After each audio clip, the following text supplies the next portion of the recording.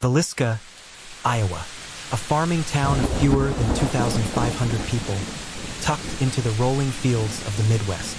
In 1912, life here was simple, predictable, and safe. Neighbors greeted each other by name. Children played in dusty streets until the sun dipped behind the horizon. Doors were left unlocked because no one imagined danger could ever slip into their homes. The Moore family lived in a modest white house on the corner of town. Josiah Moore, a respected businessman, ran a successful hardware store. His wife, Sarah, was active in the church, known for her kindness and devotion. Their children, Herman, Catherine, Boyd, and Paul, were lively, well-liked, and deeply rooted in the rhythms of small-town life. On Sunday, June 9, 1912, Villisca gathered for a special event, the Children's Day program at the Presbyterian Church. The Moore children performed alongside their classmates, reciting verses and singing hymns. The church was filled with laughter, applause, and the warmth of community. Among the audience were two young sisters, Lena and Ina Stillinger, who had been invited to spend the night at the Moore home afterwards. When the program ended, the family lingered outside the church, chatting with friends as twilight settled over Villisca. The air was warm, the streets quiet, and the glow of gas lamps flickered against the wooden storefronts. The Moore family walked home together, the Stillinger girls trailing beside them, their voices carrying softly in the night. Inside the house, bedtime came quickly. The children were tucked into their rooms, the Stillinger sisters given a guest bed. Josiah and Sarah retired upstairs. The house fell silent, save for the creak of floorboards and the faint hum of the summer night. It was an ordinary evening, the kind of night that should have passed without incident. But somewhere beyond the glow of the lamps, in the shadows of Villisca's quiet streets, someone was watching. By dawn, the town would awaken to a horror so profound that its name would forever be linked to violence, mystery, and fear. The Moore house was quiet that Sunday night. After the Children's Day program, Josiah and Sarah Moore walked to their family home with the Stillinger sisters at their side. The children were tired but happy, their voices fading as they climbed into bed. Inside, the house settled into silence. Gas lamps flickered out. Floorboards creaked as the family moved upstairs. The Stillinger girls were given a guest bed in the parlor. Josiah and Sarah retired to their room. The children slept in theirs, 8 souls under one roof. But outside, Villisca streets were not empty. Neighbors later recalled seeing a figure, indistinct, unfamiliar, lingering near the Moore property. A shadow that did not belong. Sometime after midnight, the house changed. The front door, left unlocked as was common in small towns, opened without a sound. Whoever entered carried an axe. The intruder moved with deliberate steps, first to Josiah and Sarah's room. The blows were swift, brutal, and final. Then to the children's rooms. Herman, Catherine, Boyd, and Paul, each struck as they slept.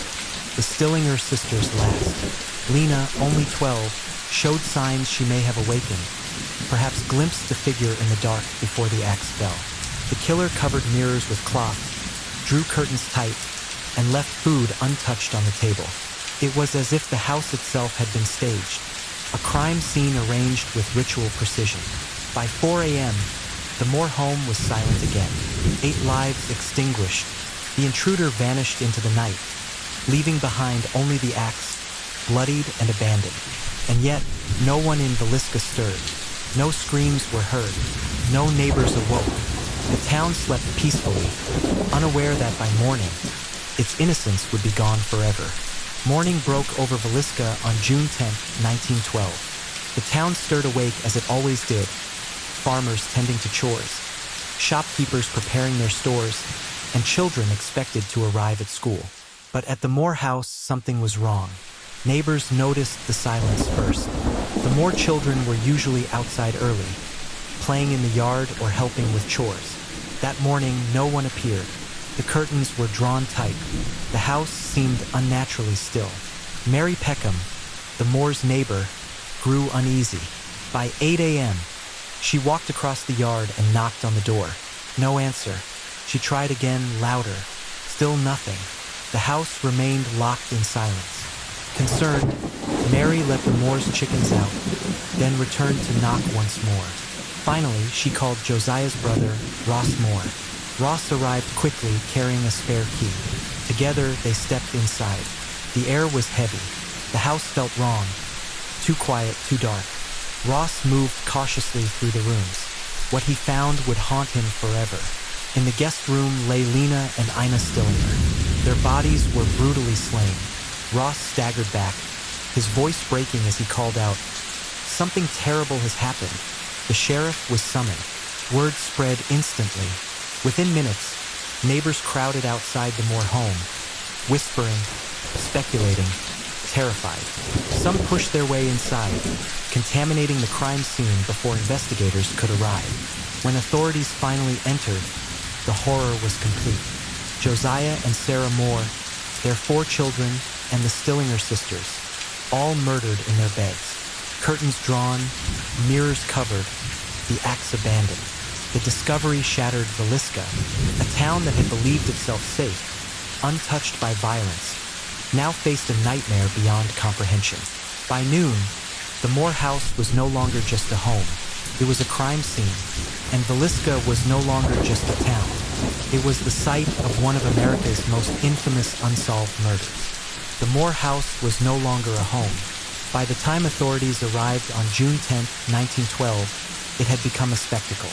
Neighbors crowded the yard, whispering, speculating, some even forcing their way inside before the sheriff could secure the scene.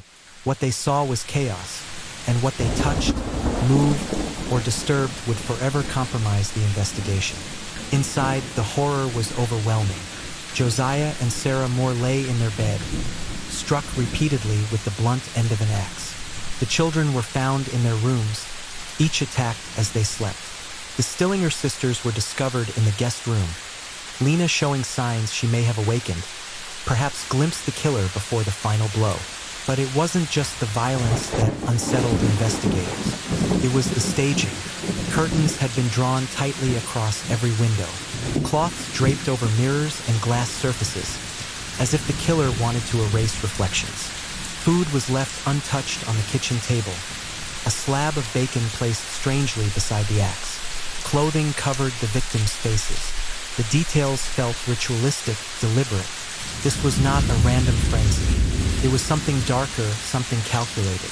And yet, the investigation faltered almost immediately. Curious townsfolk wandered through the house, tracking mud, touching evidence, and even taking souvenirs. The sheriff struggled to maintain control. By the end of the day, the crime scene was hopelessly contaminated. Still, certain clues stood out. The axe belonged to Josiah Moore, taken from his own shed. The killer had remained inside for hours, moving from room to room, methodical and unhurried. There were signs the intruder had waited in the attic, watching the family before striking.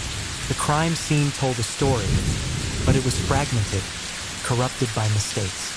And in those mistakes, the killer found freedom. Villisca had its horror, but justice was already slipping away. The horror of the Villisca Axe Murders spread quickly. By the afternoon of June 10, 1912, the town was consumed by fear. 8 people are dead. No clear motive. No suspect in custody. And so, suspicion began to spread like wildfire. The first name whispered was Reverend George Kelly. Kelly was an eccentric traveling preacher who had attended the Children's Day program the night before. He was described as peculiar, unsettling, a man who often made inappropriate remarks and seemed fascinated by young girls. Witnesses claimed he left Villisca on a train early the next morning, behaving strangely, talking about the murders before news had even broken. Years later, Kelly would confess to the crime, but his confession was inconsistent, and he later recanted. Still, many believed he knew more than he admitted. Another suspect was Frank Jones, a wealthy local businessman and former employer of Josiah Moore. Rumors swirled of a bitter feud between the two men. Josiah had left Jones's company to start his own hardware store, taking business and prestige with him. Some whispered that Jones had hired someone to kill Moore out of revenge, but no evidence ever tied him directly to the crime. Others pointed to transients and drifters. The railroad ran through Villisca, and strangers often passed through town. Some investigators believed the killer was a wandering figure, someone who slipped in unnoticed, committed the murders, and vanished into the night. Still, the theories multiplied. Was it a jealous rival? A deranged preacher? A hired killer? Or simply a stranger passing through? The townspeople grew restless. Every odd glance, every unfamiliar face, every rumor became fuel for suspicion. Neighbors turned on neighbors. Fear fractured the community. But despite the whispers, despite the accusations, no one was ever convicted. The killer remained a shadow, and Villisca remained haunted by the question: who swung the axe? The crime had shattered the town, but no one had been convicted. Rumors swirled, suspects were named, and yet justice remained elusive. The most infamous of these suspects was Reverend George Kelly. Kelly was eccentric, unsettling, and often described as unstable. He had attended the Children's Day program the night before the murders, and witnesses claimed he left town early the next morning. Speaking of the killings before news had even spread, years later, investigators pressed him harder. Under questioning, Kelly confessed. He described the murders in chilling detail, claiming he had been driven by visions, by voices, by a compulsion he could not resist. But his confession was inconsistent. At times, he contradicted himself. At others, he seemed to parrot details already known to the public. Defense attorneys argued that Kelly was mentally ill, that his words could not be trusted. In 1917, 5 years after the murders, Kelly was brought to trial. The courtroom was packed, the town desperate for closure. Prosecutors painted him as a deranged preacher, obsessed with young girls, capable of violence. The defense countered with claims of insanity, pointing to his erratic behavior and history of mental breakdowns. The first trial ended in a hung jury. The second trial, later that year, ended in acquittal. Reverend Kelly walked free. Other suspects were considered. Frank Jones, the wealthy businessman rumored to have feuded with Josiah Moore, and various drifters who passed through town. But none were ever charged. The trials left Villisca frustrated, divided, and exhausted. The community had hoped for justice, for resolution, for a name to attach to the horror. Instead, they were left with uncertainty. The Axe Murders remained unsolved. The killer remained a shadow, and Villisca remained haunted by the silence of its courts. After the trials ended without conviction, Villisca was left with something worse than grief: silence. The murders had stolen 8 lives, but the absence of justice stole the town's peace. Families whispered in hushed tones. Neighbors eyed each other with suspicion. Every odd glance, every unfamiliar face carried weight. The killer had never been caught, and that meant he could still be among them. Businesses suffered. Travelers avoided Villisca, unwilling to stop in a town branded by blood. The Moore home, once a symbol of family and community, became a place of dread. Children crossed the street rather than walk past it. Adults lowered their voices when its name was mentioned. The silence was heavy. It was not the quiet of safety, but the quiet of fear. Some families left Villisca altogether, unable to live under the shadow of the murders. Others stayed, but the town was never the same. The tragedy became its identity. Villisca was no longer just a farming community in Iowa. It was the town of the Axe Murderers. The Moore house stood as a constant reminder. Its white walls weathered, its windows dark, its rooms forever marked by violence. For decades, it remained a scar at the center of town, a place people avoided, yet could never forget. The silence stretched across generations. Children grew up hearing the story whispered at bedtime. Teenagers dared each other to approach the house, and adults carried the weight of unanswered questions. Who had done it? Why had they chosen Villisca? And why had justice never come? The silence was not just the absence of sound. It was the presence of fear, suspicion, and memory. A silence that made Villisca infamous. Decades passed, but the Moore house never escaped its shadow. The murders had scarred Villisca, and the silence of justice left the town restless. Over time, the house itself became more than a crime scene. It became a legend. Visitors spoke of strange occurrences, footsteps echoing in empty hallways, doors opening and closing without cause, whispers in the dark, voices that seemed to belong to children. Some claimed to see shadows moving across walls, even when no one else was inside. The Stillinger sisters' room was said to be the most active. Guests reported sudden chills, objects shifting, and the feeling of being watched. Others described hearing faint cries, as if the house itself remembered the terror of that night. Investigators of the paranormal flocked to Villisca. Ghost hunters brought cameras, recorders, and equipment, hoping to capture proof of the supernatural. Many left convinced the house was haunted, pointing to unexplained sounds, flickering lights, and voices caught on tape. The Moore home was eventually preserved as a museum. Its white walls restored, its rooms left as they were in 1912. Visitors could walk through the house, stand in the bedrooms, and feel the weight of history pressing down. Some came for curiosity, others for thrill, and many left unsettled. For Villisca, the haunted legacy was both a burden and a strange salvation. The murders had defined the town, but the legend drew attention, visitors, and stories. The tragedy became folklore, the crime became myth, and the house became a place where history and horror blurred. Even now, more than a century later, the Moore house stands, silent, waiting, holding its secrets, a place where the past refuses to rest.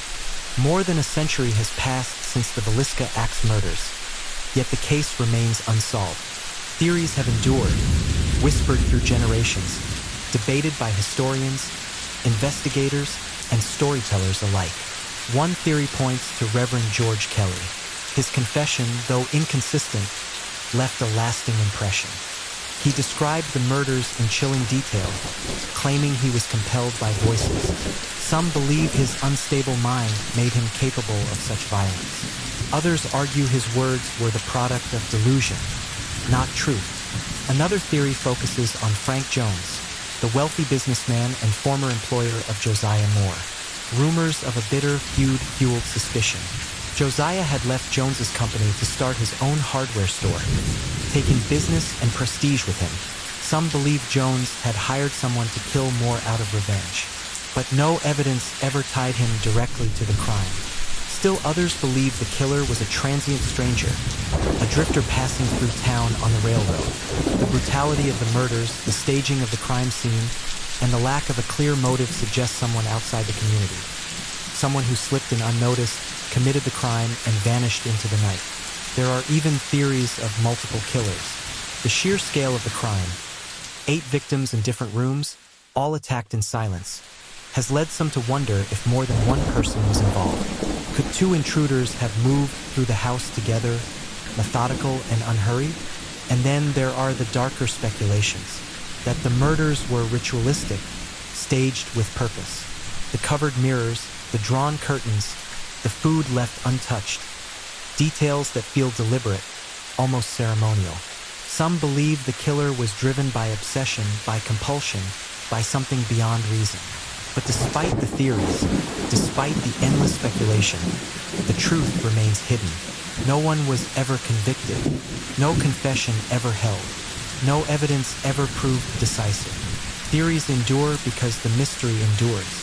And Villisca remains haunted not only by what happened, but by what was never answered. The Moore house remained, a white silhouette against the Iowa sky, long after the headlines faded. Time did not heal Villisca. It layered memory over memory, each year adding a new coat of unease. The town that had once measured life by church bells and harvests now measured it by a date, June 10th, 1912.